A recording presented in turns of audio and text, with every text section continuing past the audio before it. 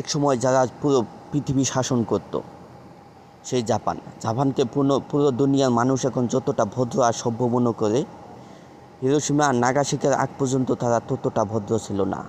Hiroshima Nagasaki তাদেরই একটি প্রদেশ ছিল। সেই প্রদেশে দ্বিতীয় বিশ্বযুদ্ধের আগে সেখানে আমেরিকা পারমাণবিক বোমা ফেলে এই জাপানকে, সেই শাসন ক্ষমতা জাপানের হাত থেকে কেড়ে নেয় এবং জাপানকে আত্মসমর্পণ করতে বাধ্য করায়। এই ঘটনা আপনারা জানেন। তো আজকের ইতিহাসে আমরা জানব জাপানকে আসলেই সেই যুদ্ধের আগে ততটা ভদ্র এবং নম্র ছিল, নাকি এর পিছনে আরও অন্য কোনো কাহিনী আছে। সেই ইতিহাসে আজকে তুলে ধরব। ভিডিওটি সম্পূর্ণ না টেনে দেখতে থাকুন। জাপানকে পুরো দুনিয়ার মানুষ এখন যতটা ভদ্র আর সভ্য মনে করে, হিরোশিমা আর নাগাসাকি তাদের যে দুটি শহর, সেটা হাতছাড়ার আগ পর্যন্ত তারা অতটা ভদ্র ছিল না, বরং তারা ছিল চরম বর্বর ও নৃশংস।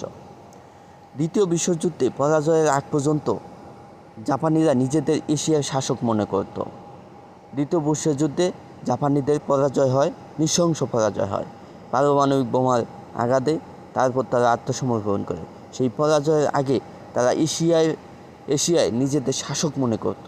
তারা কোরিয়া দখল করেছিল, এখন যে কোরিয়া সেটা তো দখল করে উপনিবেশ বানিয়েছিল এবং চীনের একটা বড় অংশ দখল করেছিল। ভাবুন তাহলে কি অবস্থা। চীন, যেখানে এশিয়ার সবচেয়ে বড় একটা দেশ, পারমাণবিক শক্তিধর দেশ, সেই দেশের একটা অংশ দখল করেছিল। শুধু দখল করলে ঠিক ছিল, পাশাপাশি সেখানে গণহত্যাও চালিয়েছিল। কিন্তু চীনে জাপানি সেনাবাহিনী গণহত্যার পাশাপাশি আরও মারাত্মক একটি অপরাধ করেছিল। কী সেই অপরাধ? ইতিহাসে যা ইউনিট 731 নামে পরিচিত। তাহলে 731টা কী আসলে, সেই ঘটনাটাই জেনে নেওয়া যাক। বর্তমান চীনের হারবিন শহরে জাপানিরা একটি কুখ্যাত গোপন সামরিক পরীক্ষাগার গড়ে তুলেছিল, যেখানে গোপন গবেষণা পরিচালনা করা হতো। বিশেষ করে জৈব ও রাসায়নিক অস্ত্র নিয়ে ব্যাপক গবেষণা চালিয়েছে। আর তাদের গবেষণাগুলো শিকার হয়েছে চীনের বেসামরিক নাগরিক ও যুদ্ধবন্দীরা। আপনারা এই যুদ্ধের নিয়মকানুন জানেন। যুদ্ধে কোনো সময় বেসামরিক নাগরিক এবং যারা সেই নাগরিকরা বন্দী হয় তাদের উপর কোনো নির্যাতন বা তাদের দিয়ে কোনো পরীক্ষা নিরীক্ষা চালানো যাবে না। কিন্তু তারা সেই যুদ্ধের নিয়মকানুন ভেঙে সেই বেসামরিক নাগরিক ও যুদ্ধবন্দীদের শিকার করা হয়েছিল। এসব মানুষের উপর তারা বিভিন্ন জীবাণু ও ব্যাকটেরিয়ার পরীক্ষা চালিয়েছিল। এই ইউনিট 731-এ ইয়োশিমুরা হিসাতো নামে একজন ফিজিওলজিস্ট ছিলেন। এই ইউনিটে একজন বিজ্ঞানী ছিলেন, ফিজিওলজিস্ট ছিলেন ইয়োশিমা হিসাতো নামে একজন, যার হাইপোথার্মিয়ার বিষয়ে বিশেষ আগ্রহ ছিল। তিনি অঙ্গপ্রত্যঙ্গের আঘাত নিয়ে মারুতার গবেষণার অংশ হিসেবে নিয়মিত বন্দীদের হাত পা বরফ ভর্তি পানির মধ্যে ডুবিয়ে রাখতেন এবং ততক্ষণ পর্যন্ত ধরে রাখতেন যতক্ষণ না হাত পা পুরোপুরি জমে যায়। ভাবুন তাহলে, একটা বরফের মধ্যে ডুবিয়ে রাখতেন যতক্ষণ না সেই হাত বা পাটা পুরোপুরি ডুবে গেছে, ততক্ষণ পর্যন্ত সেখানে ধরে রাখতেন।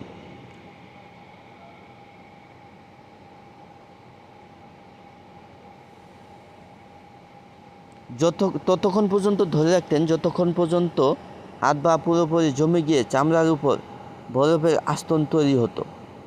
একজন প্রত্যক্ষদর্শী বিবরণ অনুসারে লাঠি দিয়ে আঘাত করলে সেই অঙ্গ প্রত্যঙ্গগুলো থেকে কাঠের তক্তার মতো শব্দ হতো। বরফ দিয়ে জমার পর সেই অঙ্গ প্রত্যঙ্গে যদি আপনি লাঠি দিয়ে আঘাত করতেন, সেটা কাঠের তক্তার মতো যে শব্দ, সেই শব্দ হতো। এরপর হিমায়িত অঙ্গটিকে দ্রুত গরম করার জন্য বিভিন্ন পদ্ধতিতে চেষ্টা করতেন। কখনো তিনি অঙ্গটিকে গরম জল ঢেলে দিতেন, কখনো সেটা আগুনের কাছে ধরতেন, কিংবা ব্যক্তিটি নিজের রক্তে তা গলতে কতক্ষণ সময় লাগে তা দেখার জন্য সেটিকে সারা চিকিৎসাশালায় রেখে দিতেন। বর্বরতার চরম রূপ ধারণ করেছিল ইউনিট 731-এ, যেখানে সশস্ত্র বাহিনী যুদ্ধ ক্ষমতার উপর রোগ ও আঘাতের প্রভাব কেমন অনুসন্ধান করার জন্য জীবন্ত মানুষকে অ্যানেস্থেসিয়া ছাড়াই অপারেশন করা হতো এবং অঙ্গচ্ছেদ করা হতো। যেটা থেকে আপনারা ওই অজ্ঞান বলেন, যে ইঞ্জেকশন দিয়ে অজ্ঞান করে ওই জায়গাটা অবশ করে তারপরে অপারেশন করা হয়, কিন্তু তারা সেটা অজ্ঞান বা অবশ না করে অপারেশন করত। আর এই গবেষণার জন্য অসংখ্য চীনা, কোরীয়, মঙ্গোলীয় এবং রুশ নাগরিকের জীবন দিতে হয়েছে।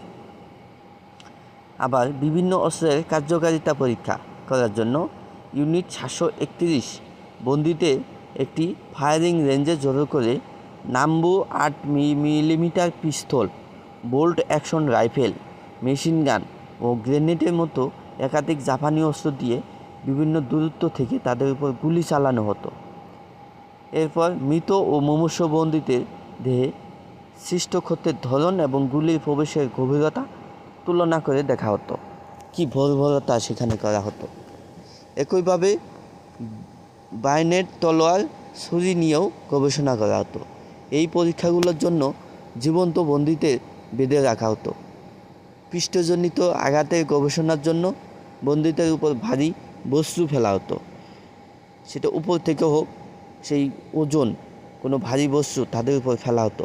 আবার মানুষ খাদ্য ও জল ছাড়া কতক্ষণ বাঁচতে পারে তা জানার জন্য পরীক্ষা করার জন্য বেছে নেওয়া বন্দীদের খাদ্য ও পানি দেওয়া বন্ধ করা হতো এবং রক্ত সঞ্চালন ও রক্ত জমাট বাঁধার প্রতিক্রিয়া অধ্যয়নের জন্য ভুক্তভোগীদের কেবল সমুদ্রের জল পান করতে দেওয়া হতো অথবা তাদের শরীরে বেমানান মানব ও পশুর রক্তের ইনজেকশন দেওয়া হতো। এছাড়া পাইলট ও পতনশীল প্যারাট্রুপারদের উপর উচ্চ জি ফোর্সের প্রভাব অধ্যয়নের জন্য ইউনিট 731-এর কর্মীরা মানুষকে বড় সেন্ট্রিফিউজে ভরে ক্রমবর্ধমান উচ্চ গতিতে ঘোরাতেন যতক্ষণ না তারা জ্ঞান হারাতো অথবা মারা যেত, যা সাধারণত 10 থেকে 15 জিতে ঘটত। এই বর্বর পরীক্ষায় শিশুদের ব্যবহার করা হতো। বয়স্ক মানুষের পাশাপাশি এখানে শিশুদেরও ব্যবহার করা হতো। ইউনিট 731 সিফিলিসের মতে যৌন রোগেরও পরীক্ষা করা হতো। রোগটির কার্যকর সংক্রমণ নিশ্চিত করার জন্য সিফিলিসে আক্রান্ত পুরুষদেরকে তাদের নারী ও পুরুষ সহবন্দীদের দর্শন করার আদেশ দেওয়া হতো, যার মাধ্যমে রোগের সূত্রপাত পর্যবেক্ষণ করা হতো।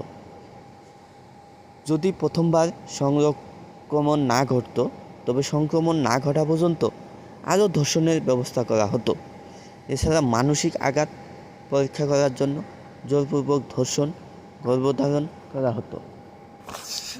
এছাড়া বন্দীদের উপর ইচ্ছাকৃতভাবে কলেরা, প্লেগ কিংবা অ্যানাথ্রাক্সের মতো রোগের জীবাণু প্রবেশ করা হতো। একটা সুস্থ মানুষের শরীরে কিভাবে একটা রোগের জীবাণু ঢুকিয়ে দেওয়া হতো সেই সময়।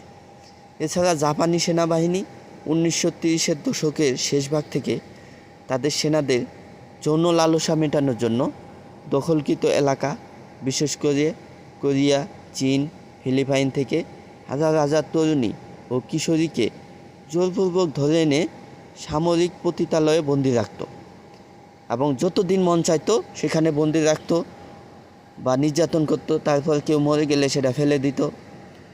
এদের কমফোর্ট উইমেন বলা হতো, তবে মূলত তারা ছিলেন চরম যৌন দাসত্বের শিকার। আজকের জাপানের সেন্টিয়াম পরিষ্কার করা দেখে মনে করি দুনিয়া এদের চেয়ে সভ্য, ভদ্র কেউ নাই কিংবা ছিল না।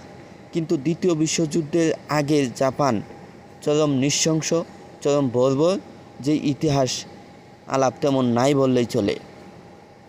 ইতিহাসগুলো বিকৃত করে দেওয়া হয়েছে বা সেটার থেকে উত্তরণ করা হয়েছে। এই যে ঘটনাগুলো, জাপানের যে বর্বরতার যে চিত্রগুলো এখানে আমি তুলে ধরলাম, এই ছিল দ্বিতীয় বিশ্বযুদ্ধের আগ পর্যন্ত জাপানের মূল চরিত্র। তো ভিডিওটি কেমন লাগলো অবশ্যই কমেন্টে জানাবেন এবং লাইক, কমেন্ট, শেয়ার দিয়ে পাশে থাকবেন। ধন্যবাদ সবাইকে, ভালো থাকবেন।